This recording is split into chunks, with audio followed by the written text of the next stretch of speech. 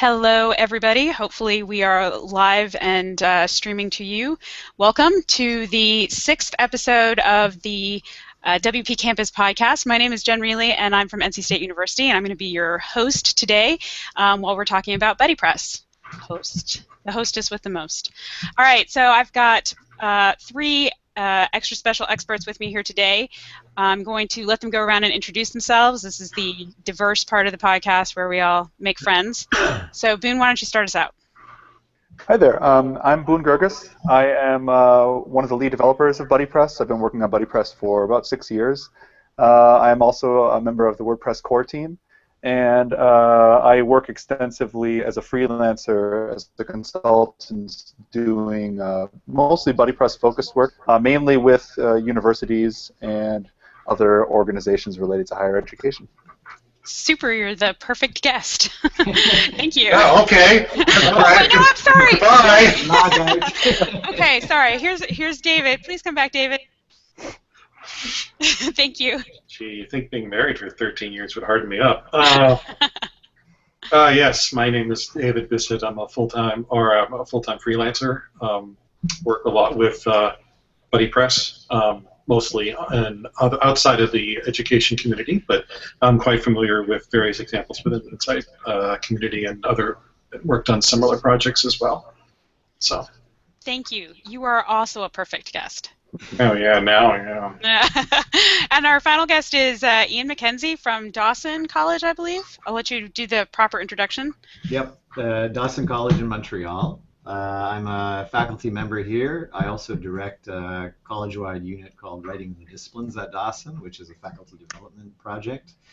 And my connections with WordPress go back to, well, I don't know, maybe 10 years. I've been using blogs in the context of my courses.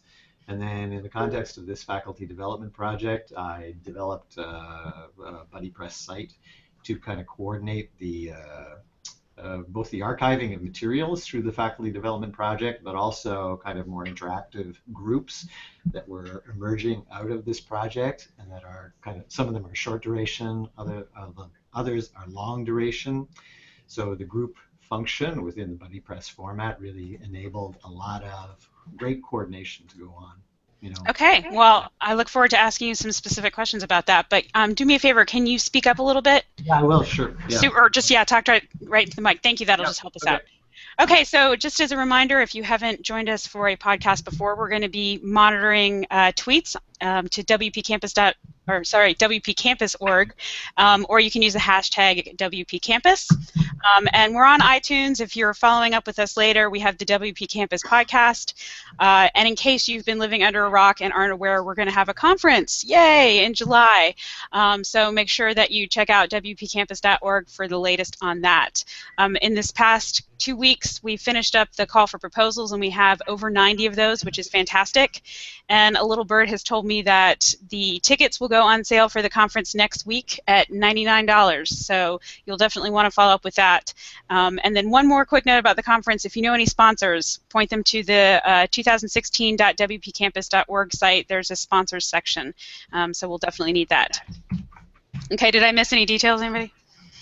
All right, let's jump right into this. Thank you again for the introductions. Can we start with maybe, what's in the latest version of 2.5.2 of BuddyPress? And I will let you take that, Boone, but if anybody else wants to contribute to what they think is super cool, that would be great.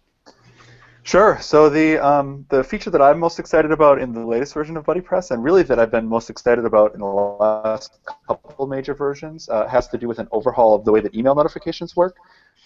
Email is always sort of a second-class citizen when you use WordPress. You get email notifications of comments awaiting moderation. You get email notifications of password resets. The administrator on a multi-site network gets email notifications of new members, stuff like that.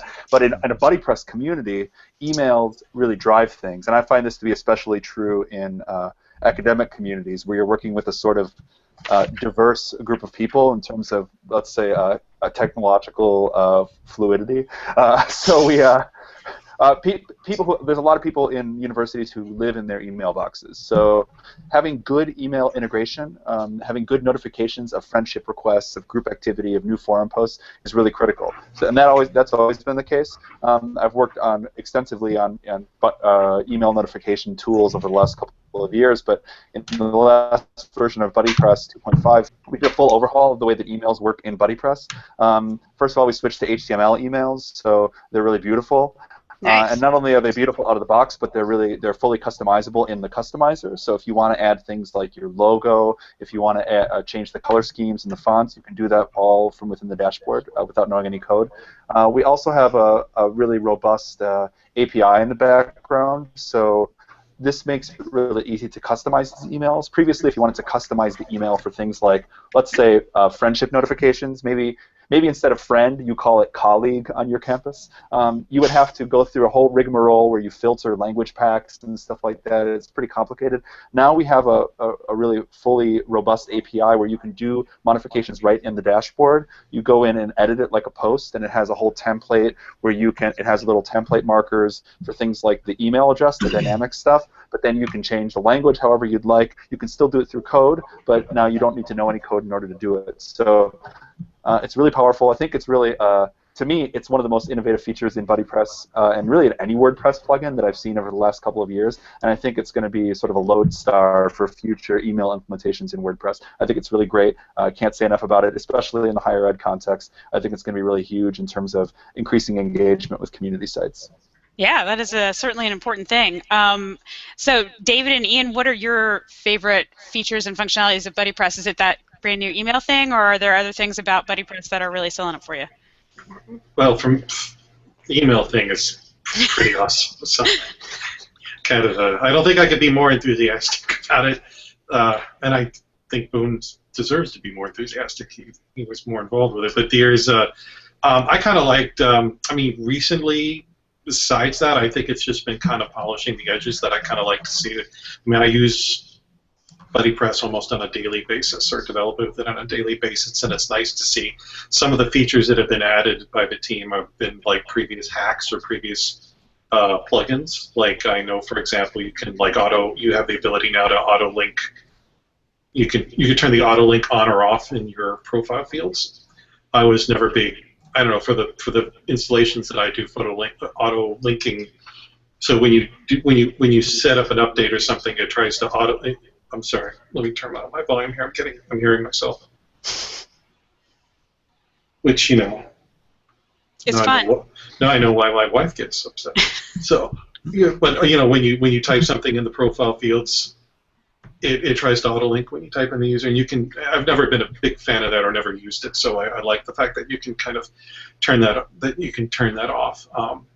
And then also the other thing that they could support, it does support emoji now, so now you can start putting hearts and green diamond. Definitely popular in the social networking community. Yeah. Yes, if you don't have emoji in your plugin, it doesn't work. It's just just throw it away. What about you, Ian? What do you like in particular about BuddyPress that makes it work for you? Well, in the context of my site, it's really the group functions that are available through it that made a big difference in the way that our site was utilized by faculty members. In my project, beyond just sort of a typical blogging function that we used on the main site, I was looking for ways of multiple groups to kind of work asynchronously, to archive materials, to interact with each other, and all of the sub-functions within the group areas permitted that to happen. And I mean, I'll tell you right out, we don't use it in a very complex way. We set up groups as they kind of are organized over the framework of our semester. Sometimes we might have 2 or 3, sometimes we might just have 1. But I can kind of monitor and have access to all of their activities, all of their writing, all of their archived materials in one place.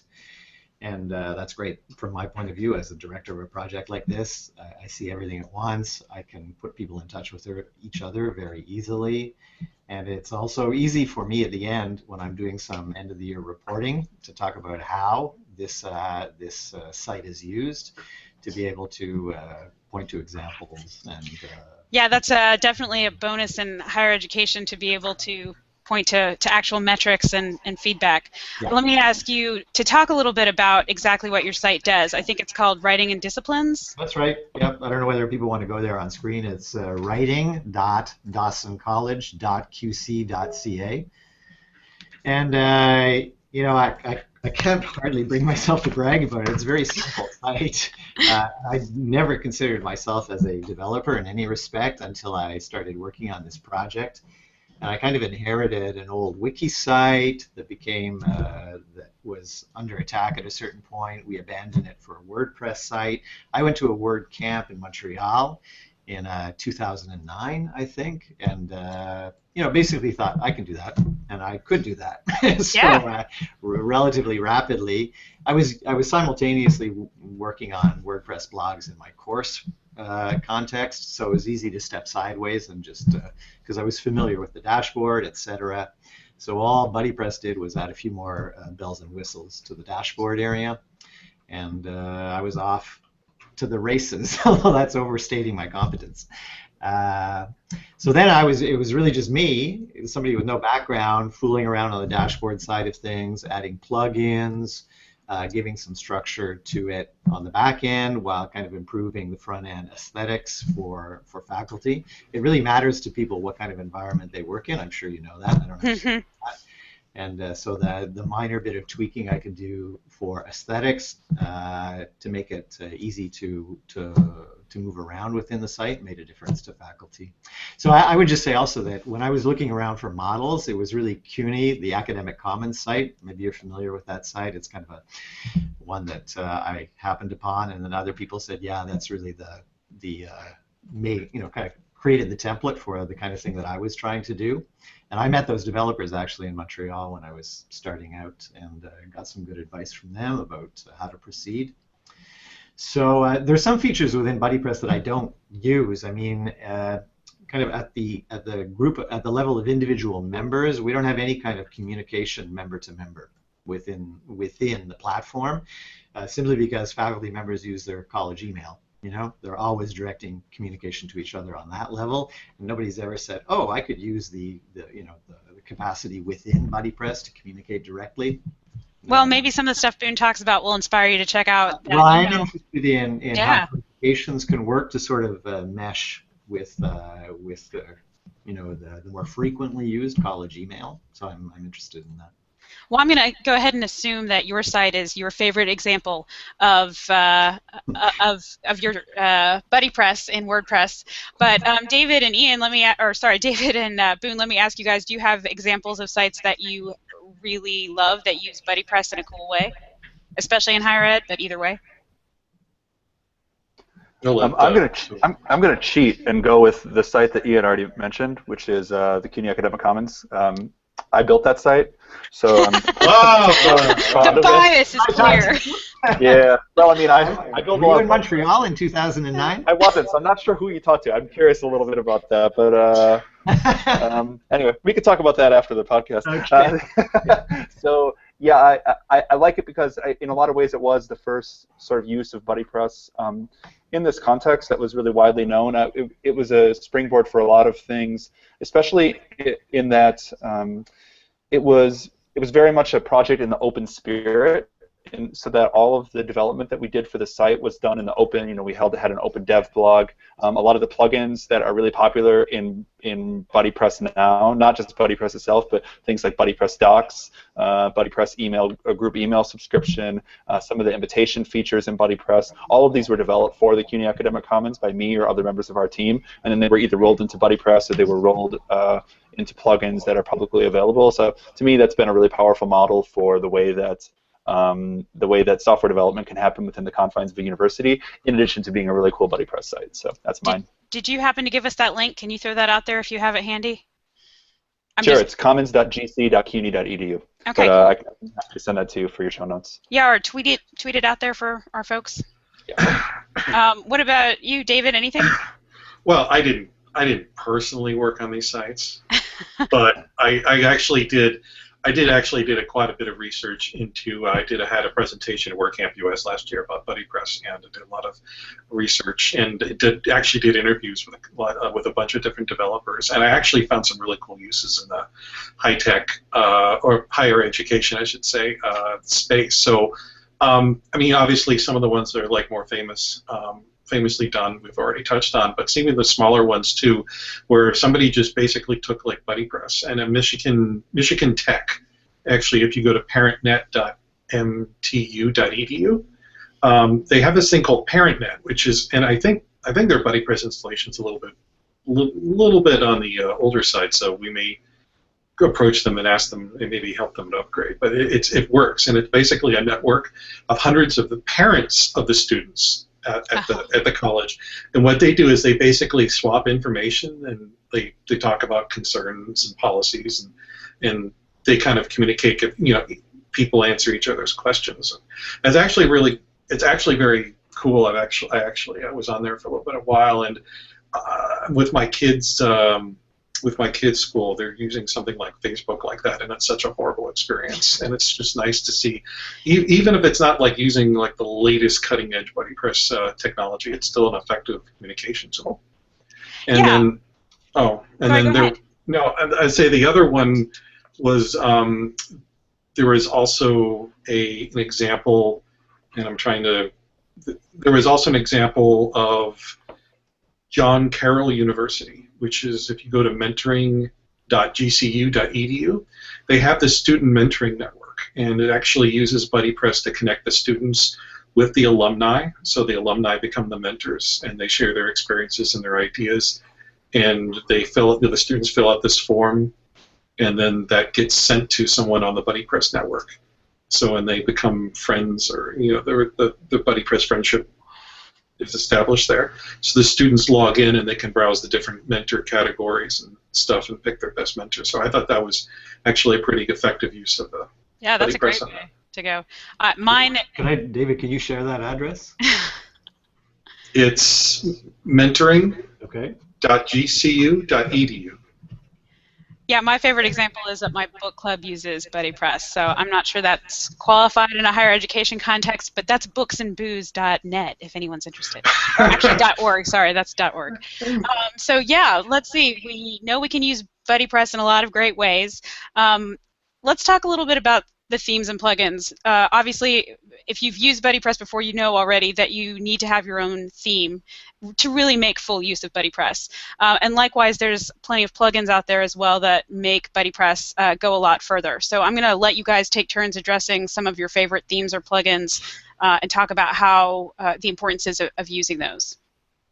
Boone, you want to start? Sure.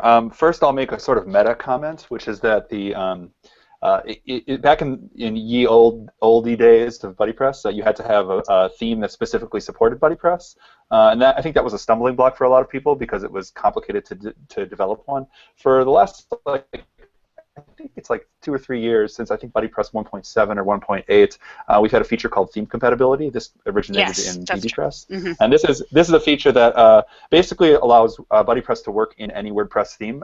I say any with an asterisk, any WordPress theme that is coded in the normal way because people do some pretty wacky stuff. So yeah, no comments. But so BuddyPress really actually works quite well in most WordPress themes, and one of the big things that we've been doing over the last couple of releases is to make BuddyPress look really great out of the box in the context of the WordPress default themes. So when we first introduced theme compatibility, it just sort of looked the same inside of all themes. The fonts sort of looked the same, the padding, the form styling, all that little stuff that makes up the general aesthetic of your website. But we've been working really hard over the last few releases, so when you install Press inside of it, it looks like it's natively part of 2015. The same is true of all the WordPress themes. So or the WordPress default themes. So we're pretty proud of that. So I'd say these days my favorite starting place when I'm building a BuddyPress site is to start with one of the default themes. Pick a default theme that I really like, 2016 or 2012 is an old favorite, and then really to build from that because BuddyPress really looks great in those contexts already. So you've got a big leg up. That's a good tip, because I have reverted and used other ones with the toolkit that will help fix it, but I usually start by looking for BuddyPress themes instead of the opposite way around, so that's a good tip that I should probably go back and look around. Any other plugins or themes you want to mention specifically? Me? Well, I built a lot of BuddyPress plugins, so I'm kind of a cheater. I'm a ringer here, so I'm gonna let other people talk about the themes that they use. I'm really curious, especially to hear what Ian's using in his context to enable group communication. All right. Well. Yeah, I can say next to nothing on this because maybe 4 or 5 years ago, when the site was created, there was another developer here who basically set up a default and then a child theme, and it's worked. I haven't touched it since. I would like a sexier kind of look. I've told that to John several times, but it's never come up to the top of the list. But if there's some, sort of one-click or two-click ways to make it compatible with a kind of an updated aesthetic, I'd be interested in hearing about that. But there's, I thought Boone was going to talk his head off about BBPress. Oh, I could talk about BBPress. Well, I mean, so I will say that in academic contexts, I've found that discussion forums are almost always like at the top of the list of what people want, because when people of a certain generation with respect to the internet think about ways of interacting online, the threaded discussion forum is always really the paradigm they have in mind. That comes from things like Blackboard and other learning management software, where the main way that people communicate with each other in a sort of peer-to-peer way is through threaded discussion forums. So there's always been a close marriage between BuddyPress, which provides the really social feature, and BBPress, which is specifically built for forums. The way the integration works these days, it's really, really nice. BBPress is a separate plugin. You install it, and it just sort of automatically appears within the context of BuddyPress groups.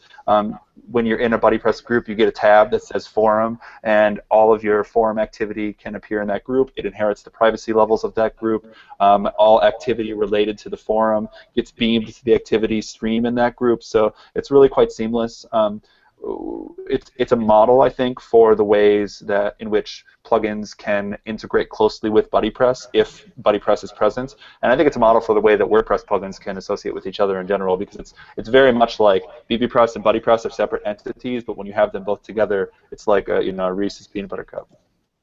So, do you guys contribute to BBPress, or Yeah, so the relationship between the teams is that, so first of all, John Jacoby, who is the lead on both projects, and he is really one of the 2 or 3 primary developers of BBPress. So he sort of, there's a lot of like internal structural similarities between the 2 plugins, just in terms of the way that they're coded.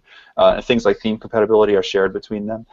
We're constantly in communication with each other.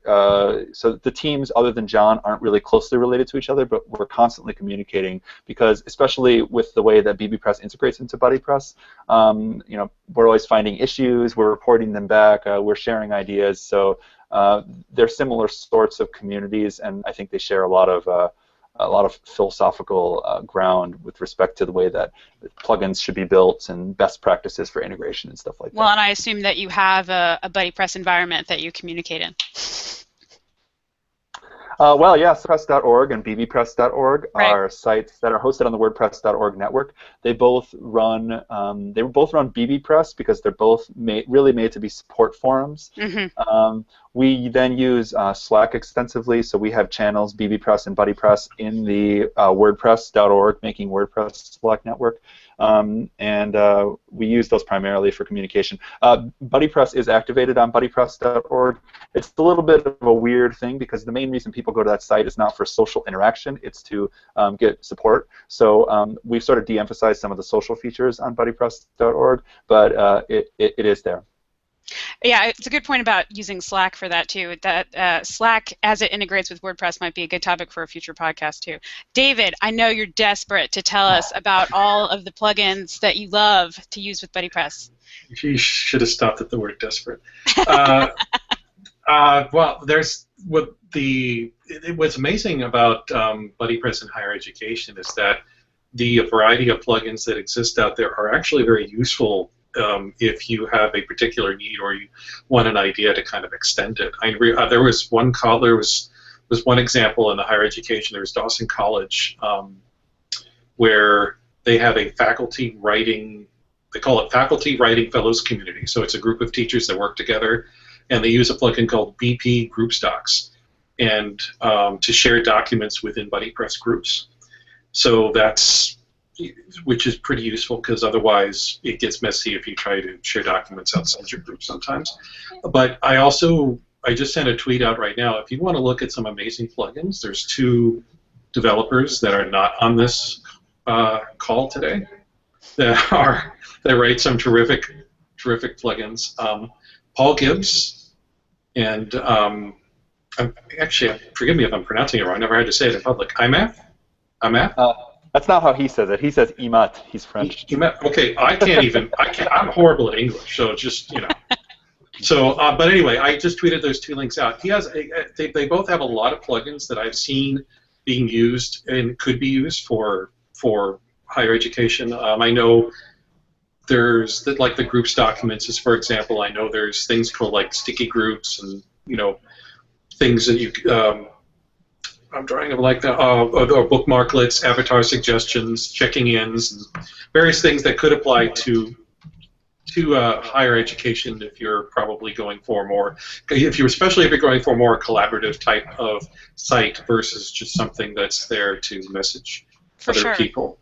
And I know that there's a few other there's miscellaneous plugins too about making sure people update their passwords or update their avatars, something that would make it really cool for He's just been plain easier for BuddyPress to use. One of the plugins that I use a lot of times is Gravity Forms, actually, because with BuddyPress there is actually I'm a big Gravity Forms plugin user. So a lot of times I use the default WordPress or BuddyPress registration screen, but sometimes, especially if I'm trying to hand off the site to someone and they eventually want to add some custom fields or something, there's probably a plugin for that, but I found Gravity Forms is a lot easier for non-developers to use when you set it up. They have a special user registration plugin, so you can fill out any form and it could connect with BuddyPress and create users or register users. So that actually comes in handy when you've got you want a different look and feel, or you're trying to expand outside the box in terms of what questions you're asking to get people to register. In a new community where you want to try to find ways for people to connect, having those extra kinds of questions is useful. Ian, I think they were addressing Dawson College there with one of those. Did you want to talk about that plugin? Well, I just say that academics are pretty predictable in the sense that you can bring them online, but what they really want is a piece of paper to look at in their hand. It's so. Typically in the projects that I'm directing in these smaller groups, they're doing a combination of some face-to-face meeting, but then like the blogging feature within the group area allows them to communicate asynchronously with each other, and really particularly it allows them to hoard documents in one place. So there's always a problem once projects get up to a certain level of where is the stuff? Where is your stuff? Where's my stuff? And like I said, academics have pretty simple needs. They just want to know that there's one place where all of the paper is, and that they feel secure about. Well, they feel secure about it. It's not lost. It's not in a folder. It's not in file X on computer B. It's in one place all the time. And for me, that, as I said before, that has great benefits in terms of managing projects that are underway, and it really has huge benefits in terms of going back and analyzing projects that have already happened. In very tangible ways. What were the documents that were exchanged? What were the final products? Here they still are. It's all in one place. So that for me has been quite valuable. I think also you could check out Boom's BuddyPress Docs plugin too, which I think he's just added like a folder capacity for recently. So I thought that was pretty cool. Okay. Yeah, it's a cool plugin that I developed for the CUNY Academic Commons, and this is really meant to be like a collaborative editing tool. So instead of people jumping out of their BuddyPress group to go to Google Docs, they can go inside and it's kind of like a wiki that exists inside, so you can have separate pages and tagged and everything, full revision history of these items. So I found committees really love it for co-authoring, grant proposals. I've seen it used in courses where people are, let's say, editing each other's work and then commenting on it. So it's that's been one of my most popular plugins, especially in the academic sphere, because of its close integration with groups. It's a great collaborative tool for groups. And what's that called again? BuddyPress Docs, D-O-C-S. Okay. Yeah, can you share a tweet with that with us for that address too? Because definitely in the committee context, I can see that being super sexy. Yeah. So that's maybe not the right word for it, but yeah, definitely nice. Boone, let me ask you one more question. Can you tell us what's coming that's super sexy in BuddyPress? Oh boy, well, the stuff or mildly attractive. Yeah. The stuff that I work on in BuddyPress is actually that as time goes on, I work on the less sexy stuff. I work on things like performance improvements and API improvements under the hood. That's sexy too. So, yeah, well, I mean, to me, it's really important because one of my goals as a developer and as somebody who implements a lot of BuddyPress sites is to make the developer experience really pleasant, to make sure that when you install this thing, it doesn't crash your server because it, conflicts with other plugins or because of resource limitations. So every release, we're just chopping down on the memory footprints of BuddyPress and things like that. That's something that'll please people who are running BuddyPress in shared hosting or who are running it, with skeptical IT managers, things that you can probably sympathize with. On the user-facing side, one of the big things that's been requested in BuddyPress over the years is better media management, photos, things like that. We've made some strides towards that in the last few releases in terms of the sort of underlying behind-the-scenes type of API things. But we're working in future releases at bringing that into the front end so that you can already install plugins if you want people to be able to upload images and stuff like that. But we're looking at better implementation for that on the front end out of the box. That's a little bit more for social types of applications rather than academic ones, although certainly there are use cases, just things like file sharing, where having this sort of functionality out of the box, especially if it's nested within groups, can be really, really useful. We've already talked about that a couple of times. So, BuddyPress is getting more streamlined and more and really better all the time. So, if you haven't checked it out in a few years, you should definitely give it another look. Yes, I think that is the key takeaway here, and we are out of time, so I'm just going to say thank you so much to Boone and to Ian from Dawson, and then also to David, Dimension Media. We're going to post this out so that people can watch it later. We're also going to share Twitter accounts for all these guys, and don't forget to check out WPCampus.org and 2016.WPCampus.org to sign up for the conference. July 15th and 16th. Remember, tickets go on sale next week, and I hope to see you guys again in 2 weeks for the next podcast. Thank you so much again to our guests. Bye-bye.